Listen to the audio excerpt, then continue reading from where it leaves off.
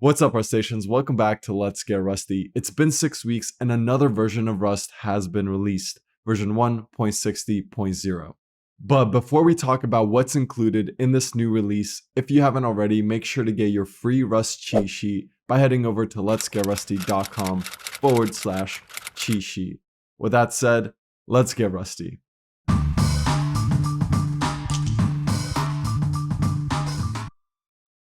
The first feature in this release is support for LLVM-based coverage instrumentation. Using the instrumentation coverage flag, you can now build binaries that include instrumentation code. This is basically code that increments various counters anytime a function or a region of code is called. You can then use tools like LLVM code to generate reports.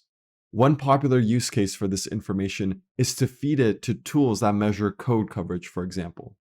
In this release, the cargo timings flag has also been stabilized. The timings flag generates a report that could be useful for improving build performance. Here's a sample report for the release build of cargo.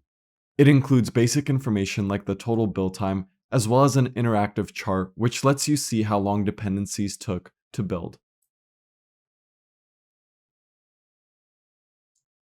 Alright, now let's talk about my favorite part of this release: new syntax for cargo features, which allows for namespace dependencies and weak dependency features.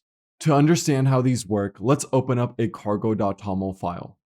Let's imagine we have the following cargo package with two optional dependencies.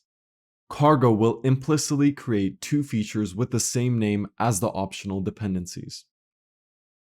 Let's say we don't like this default behavior. We'd like to rename these features to something more descriptive. Well, in this release, you can, using the following syntax. Here we're defining two features, AVIF encoding, which enables the RAVIF dependency, and RGB encoding, which enables the RGB dependency. The new syntax is this dep prefix, which allows us to refer to optional features. If cargo sees that these dependencies are used in the features table, it will not implicitly create a feature with the same name as the dependency. This allows us to have control over the naming of features, and it also allows us to group optional dependencies into one feature. In this example, we now have one feature which enables two optional dependencies. And again, cargo sees that these optional dependencies are already in the features table, so it won't create implicit features with the same name as the dependencies. Let's take a look at another example that shows off weak dependency features. In this example, we have two optional dependencies, Serde and RGB.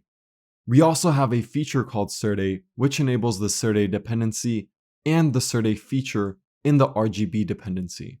When the Serde feature is set to true, the Serde dependency is enabled, the Serde feature inside the RGB dependency is enabled, and the RGB dependency itself is enabled. Let's say this is not what we want. Instead, we only want to enable the Serde feature inside RGB if RGB is already enabled by something else. For example, let's introduce a new feature called RGB. The RGB feature will enable the RGB dependency. So if the Serde feature is set to true, we only want to set Serde inside the RGB dependency to true if the RGB feature is already enabled. We can do this by simply adding a question mark after RGB. In general, this is the syntax.